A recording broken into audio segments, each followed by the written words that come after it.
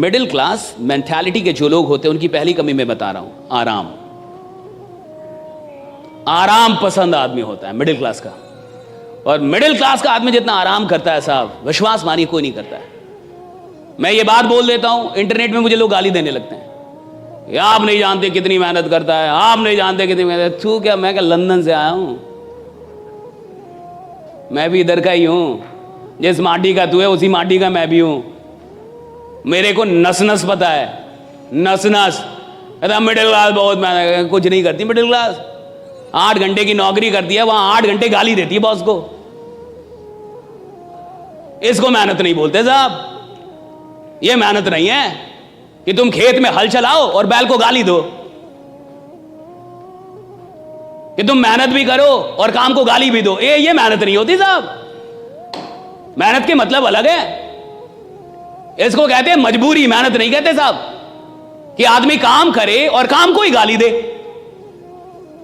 आदमी काम कर रहा है और बॉस को गाली दे रहे साहब, मेहनत थोड़े, ये तो तुम्हारी मजबूरी है। और इसीलिए तो आदमी अमीर नहीं बनता। सिर्फ मेहनत करने से कोई अमीर नहीं बनता, बिल्कुल सच है। वरना मजदूर अमीर हो जाते। लेकिन मजदूर जो मेहनत कर रहा है साहब, मजबूरी में कर रहा है। और अमीर लोग जो मेहनत करते हैं वो मोहब्बत में करते हैं, मजबूरी में नहीं करते। वो मोहब्बत में काम कर रहा है, मजबूरी में काम नहीं कर रहा साहब। अमीर आदमी वो है ना जो जॉब में भी काम कर रहा है, 8 घंटे नहीं 10 घंटे मोहब्बत में काम कर रहा है, मजबूरी में नहीं कर रहा है कि बॉस है इसलिए करूंगा। बॉस नहीं भी है तब भी खतरनाक ही काम करता है वो। इसलिए वो आदमी चपरासी से और 4th ग्रेड से CEO तक पहुंच सकता है, कहीं तक जा सकता है कंपनी में, क्योंकि वो मेहनत कर रहा है और मोहब्बत में कर रहा है। उसको काम से मोहब्बत है। ज्यादातर लोगों को काम से मोहब्बत नहीं है, पैसों से मोहब्बत। सैलरी चाहिए भैया। 30 दिन आदमी नौकरी पे इसलिए जा रहा है कि 31वें दिन सैलरी चाहिए। तो जिसको सैलरी से मोहब्बत है ना साहब, उसकी जो मेहनत है वो बेईमानी वाली मेहनत। वो मेहनत कर रहा है लेकिन बेईमान है। तो पहली चीज, मिडिल क्लास बड़ी आराम पसंद क्लास होती है। आराम पसंद क्लास है, मानिए मत मानिए, भाड़ में जाइए, मेरा क्या उखाड़ लीजिएगा। बहुत आराम पसंद क्लास है ये 40 साल तक आराम करती है, 50 साल तक आराम करती है। और जिंदगी भर मेहनत इसलिए करती है कि रिटायरमेंट के बाद आराम मिलेगा। है केवल आराम घुसा है इनके दिमाग में, केवल आराम। इस देश के बहुत सारे मां बाप सुनेंगे अभी मुझे, ये चल जाएगी वीडियो, डाल देना राइट। बहुत सारे मां बाप इस देश में, मिडिल क्लास का आदमी क्या चाहता है, सरकारी नौकरी हो जाए, बच्चे की सरकारी नौकरी हो जाए, बच्चे की सरकारी। और सरकारी नौकरी क्यों हो जाए? क्योंकि उसमें काम कम करना पड़ता है, कि मेरा बच्चा आराम से रहेगा, आराम से रहेगा, आराम से रहेगा।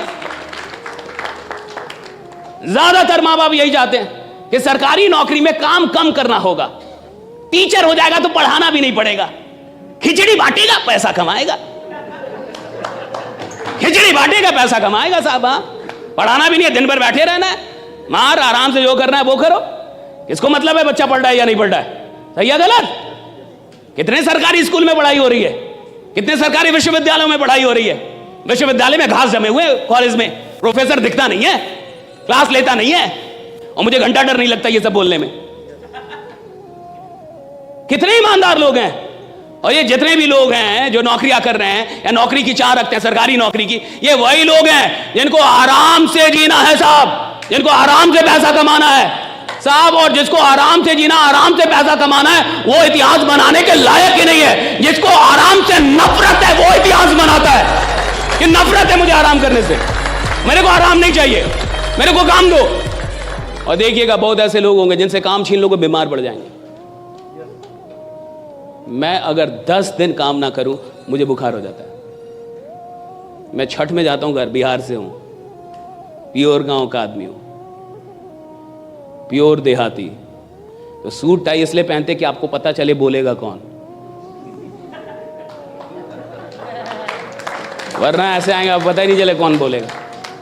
मैं गया इंडियन आर्मी में 2018 में, आर्मी वालों ने मुझे बुलाया था कि आके एक टॉक दे दीजिए।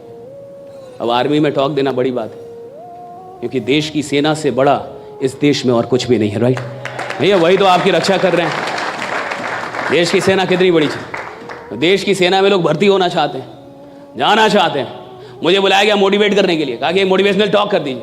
मैं गया, जो मुझे लेके गए थे, जब हम लोग CEO कमांडिंग ऑफिसर के ऑफिस में पहुंचे, तो जो मुझे लेके गए थे, CEO साहब ने उनसे पूछा वो कहाँ है जो बोलेंगे। वो नहीं आए। तो बोले यही तो हैं। कहा कि ये बोल लेंगे, राइट। और आर्मी वाले थे सब। अब आर्मी तो ऐसे भी बहुत खतरनाक होती है, और सबकी उम्र 40 साल 45 साल, ऐसे उम्र 55 साल, राइट। सब आर्मी के जवान, राइट। तो सीओ साहब ने बोला ये बोल लेंगे। तो हमारे गुरुजी थे, कहा कि अब तो ये माइक देने के बाद पता चलेगा कि बोलेंगे कि नहीं बोलेंगे। उन्होंने कहा कि अब सचिन कौन है ये उसकी लंबाई चौड़ाई से थोड़े पता चलता है, ये तो हाथ में बल्ला आने के बाद पता चलेगा कि सचिन कौन है, राइट। कुछ लोग आपको मिलेंगे जो मेहनत से दूर करेंगे, बोलेंगे मेहनत नहीं करना है, आराम से रहो, फिर भी पैसा आएगा।